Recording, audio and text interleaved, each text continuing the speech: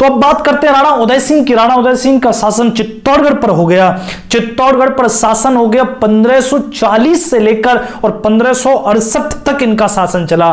1568 में चित्तौड़गढ़ पर एक आक्रमण हुआ अकबर का। चित्तौड़गढ़ का ये अंतिम युद्ध था और अंतिम जौहर भी था। इसकी भी 2 वीडियो बनाई गई हैं, आपने अगर नहीं देखी है तो डिस्क्रिप्शन में जाकर जरूर देखें। चित्तौड़गढ़ का अद्भुत युद्ध हुआ जिसमें जयमल राठौड़, कल्ला राठौड़ और जो पत्ता थे उन्होंने वीरगति पाई। जयमल राठौड़ ही महाराणा प्रताप के शस्त्र गुरु थे। शास्त्र गुरु तो आचार्य राघवेंद्र हैं महाराणा प्रताप के, लेकिन महाराणा प्रताप को जो शस्त्र सिखाने वाले हैं वो जयमल राठौड़ ही थे। ये जयमल राठौड़ भक्तिमती मां मीराबाई के भाई भी हैं। तो ऐसे करके ये चित्तौड़गढ़ का युद्ध हुआ, साका हो गया। तब राणा उदय सिंह गौमुदा में आकर रहे, लेकिन चित्तौड़गढ़ के जाने का शोक राणा उदय सिंह को इतना भारी लगा कि इनकी तबीयत बिगड़ने लग गई थी और 3-4 साल में इनकी तबीयत इतनी ज्यादा बिगड़ गई कि 1572 में आकर राणा उदय सिंह इस शरीर को छोड़कर चले गए। इन्हीं राणा उदय सिंह के 20 रानियां थी और 25 संतानें थी। सबसे बड़ी जो रानी जयवंताबाई थी, उन्हीं के पुत्र महाराणा प्रताप हुए। इन महाराणा प्रताप का जन्म कब हुआ था? जब राणा उदय सिंह ने बनवीर को परास्त कर चित्तौड़ पर अपना अधिकार किया था, उसी समय महाराणा प्रताप का जन्म हुआ था। 1540 में महाराणा प्रताप का जन्म हुआ था। राणा उदय सिंह की दूसरी पत्नी जो सज्जाबाई थी, जिससे शक्ति सिंह पैदा हुए, जिससे सगर सिंह पैदा हुए। सगर सिंह वो है जिन्होंने 7 शाहजहां का दिया था। किसको हराने में? महाराणा प्रताप के जो पुत्र थे अमर सिंह, उनको हराने में। राणा अमर सिंह पर भी 2 वीडियो बनाई गई हैं, उनको आप जरूर देखें। तो राणा अमर सिंह को हराने के लिए सगर सिंह ने ही शाहजहां का साथ दिया था। और शक्ति सिंह, आप शक्ति सिंह के भी बारे में जानते हैं, वो भी जाकर अकबर से मिल गए थे, बाद में जाकर फिर महाराणा प्रताप से मिले। आगे हम इनकी चर्चा करेंगे। तो ऐसे करके एक रानी थी धीरबाई। इन रानी के एक पुत्र हुआ जगमाल। ये धीरबाई जो रानी थी, इनका राणा उदय सिंह पर बड़ा प्रभाव था। ये धीरबाई क्या चाहती थी कि इनका पुत्र जगमाल राणा बने। महाराणा प्रताप राणा नहीं बने, बल्कि इनके पुत्र जगमाल को मेवाड़ की गद्दी पर बिठाया जाए। जैसे माता कर्णावती चाहती थी कि रतन सिंह को मारकर उनका पुत्र विक्रमादित्य राणा बने, ऐसे ही धीरबाई चाहती थी कि जगमाल कैसे भी राणा बन जाए। तो धीरबाई ने क्या किया, जब राणा उदय सिंह बीमार पड़ गए, विजयदशमी दशहरे से बीमार पड़े थे और 3-4 महीने बाद इनकी मृत्यु हुई। इस 3-4 महीने में धीरबाई ने बड़े बड़े षड्यंत्र अंदर राजमहल के भीतर रच दिए थे, बड़े बड़े सामंतों को अपनी ओर मिला लिया था। और धीरबाई ने राणा उदय सिंह की तबीयत का फायदा उठाकर जो उत्तराधिकारी का पत्र था उस पर मोहर लगवा ली राणा उदय सिंह से। मतलब जगमाल को राणा घोषित करवा लिया राणा उदय सिंह से।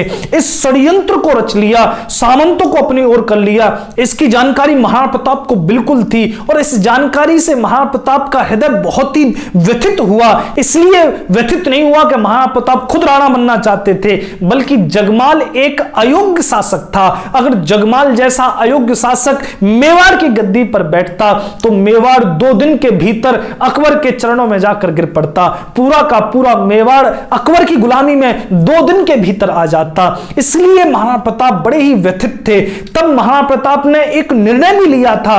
कैसा निर्णय था कि महाराणा प्रताप ने यह निर्णय ले लिया था कि मैं सन्यासी हो जाऊंगा, क्योंकि महाराणा प्रताप एक सुयोग्य शासक तो थे, उससे ज्यादा वो एक सुयोग्य पुत्र भी थे। अपने पिता की आज्ञा से आगे वो नहीं जाना चाहते थे। तब महाराणा प्रताप ने यह सोच लिया था कि वो सन्यासी हो जाएंगे। और 28 फरवरी 1572 को जब राणा उदय सिंह की मृत्यु हो गई तो नियम यह होता था कि राणा की मृत्यु के होने के बाद जो उत्तराधिकारी है वो तो महल में ही रहेगा, वो शवयात्रा के साथ नहीं जाएगा, वो महल में रहकर उसका राज्य अभिषेक होगा, क्योंकि राणा के बिना एक दिन भी गद्दी नहीं रहनी चाहिए। तो नए राणा का अभिषेक महल में होगा और उसके साथ अन्य लोग जाएंगे। लेकिन कुंवर प्रताप, क्योंकि उस समय राणा नहीं बने थे, उनको यह सब पता थी कि क्या षड्यंत्र चल रहा है। उन्होंने सहज ही अपने पिता उदय सिंह की शवयात्रा के साथ गए और जब शमशान में जाकर पहुंच गए तो शमशान में सभी जो सामंत थे, जिनमें प्रमुख ग्वालियर के राम सिंह तंवर थे, अखेराज सोनगरा थे और कृष्णदास चूड़ावत थे। कृष्णदास चूड़ावत जो हल्दीघाटी में बड़ी शूरवीरता के साथ महाराणा प्रताप के अग्रणी होकर लड़े थे। तो ये सभी जब शमशान में थे तो शमशान में सभी ने देखा कि कुंवर प्रताप शमशान में क्या कर रहे हैं, इनका तो राज्याभिषेक वहां महल में होना चाहिए।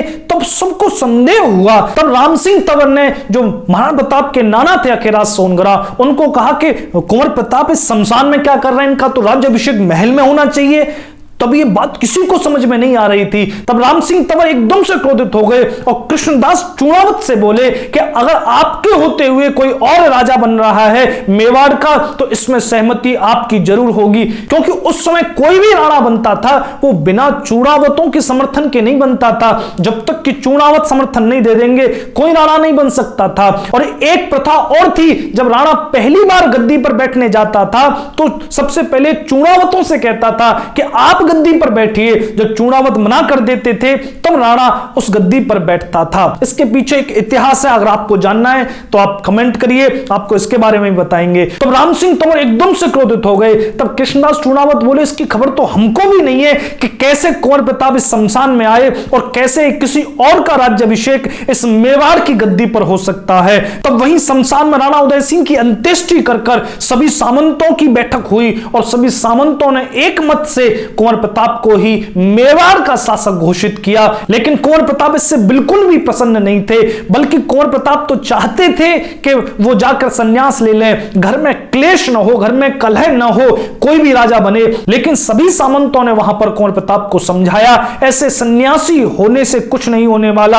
अगर आप जैसे सुयोग्य शासक सन्यासी हो जाएंगे तो अयोग्य शासक गद्दी पर बैठेंगे, तो तब ज्यादा प्रजा की हानि है, तब ज्यादा देश की हानि है, तब ज्यादा मातृभूमि की हानि है। तब कुंवर प्रताप ने भी चुप्पी साध ली। तब कृष्णदास चूड़ावत के साथ सभी सामंत गए राजमहल में। अब यहां पर क्या हो रहा था, यहां पर जगमाल के राज्याभिषेक की तैयारी बड़ी जोरों शोरों से चल रही थी। तब राज्याभिषेक की तैयारी हुई और राज्याभिषेक हुआ और जगमाल को राजगद्दी पर बिठाया गया मेवाड़ की। तभी कृष्णदास चूड़ावत के साथ अखेराज सोनगरा, राम सिंह तंवर उस राजसभा में प्रवेश करते हैं। कृष्णदास चूड़ावत तो देखते खून खौल गया उनका कि कैसे एक के सुयोग्य उत्तराधिकारी के होते हुए एक अयोग्य को राजा बनाया जा रहा है। तब कृष्णदास चूड़ावत ने अपने क्रोध को बड़ा ही संयम करके उस जगमाल को उस मेवाड़ की गद्दी से उठाया और कुंवर प्रताप को वहां पर ससम्मान वहां पर बिठाया और तलवार बांधकर उस दिन महाराणा प्रताप को, उस दिन कुंवर प्रताप को राणा प्रताप उन सभी सामंतों ने एक स्वर में घोषित किया। इस समय महाराणा प्रताप बिल्कुल चुप रहे और राजगद्दी पर बैठ गए। अगर महाराणा प्रताप ने यह जिद पकड़ ली होती कि पिताजी ने जो आज्ञा दी है वही होगा, तो इस देश को बचाने वाला कोई नहीं था। यह गलती ही हमारे पूर्वजों ने करी है। पितामह भीष्म ने अपने पिता की आज्ञा मानकर, शांतनु की आज्ञा मानकर ही तो प्रतिज्ञा करी थी कि मैं कभी राजा नहीं बनूंगा, मैं केवल राज्य की रक्षा ही करूंगा। उस वजह से ही पितामह भीष्म की उस प्रतिज्ञा की वजह से ही, उस पिता की आज्ञा की वजह से ही इतना बड़ा महाभारत हुआ, इतना बड़ा संघार हुआ, इतनी बड़ी इस देश की तबाही हुई, उन पितामह भीष्म की उस प्रतिज्ञा की वजह से ही। तो पितृआज्ञा कब मानी जानी चाहिए? भगवान राम ने भी अपने पिता की आज्ञा मानी, अपने पिता दशरथ की आज्ञा को पाकर और 14 वर्ष के लिए वनवास को चले गए। लेकिन भगवान राम जैसे तुम अपने पिता की आज्ञा तब मानो जब तुम्हारा भरत जैसा भाई हो। लेकिन यहां पर भरत जैसा भाई नहीं बैठा, यहां पर जगमाल बैठा है। महाराणा प्रताप यहां पर चुप रह गए। मैं इसमें महाराणा प्रताप की सबसे ज्यादा प्रशंसा करता हूं। अगर यहां पर वो एक सुयोग्य पुत्र की भूमिका में आ जाते, नहीं नहीं नहीं पिताजी ने जो कह दिया है वही होगा, जगमाल ही राजा बनेगा, तो सब तहस नहस हो जाता।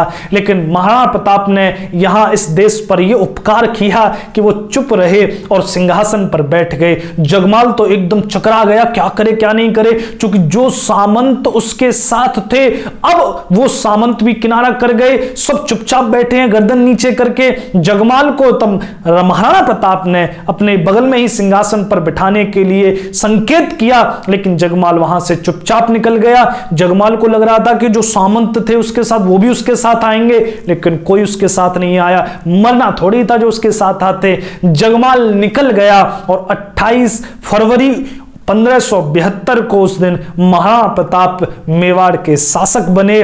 जगमाल निकलकर कहां चला गया? अकबर के खेमे में। अजमेर गया, अजमेर से अकबर के खेमे में चला गया। अकबर तो चाहता ही था कि राजपूतों में फूट पड़े।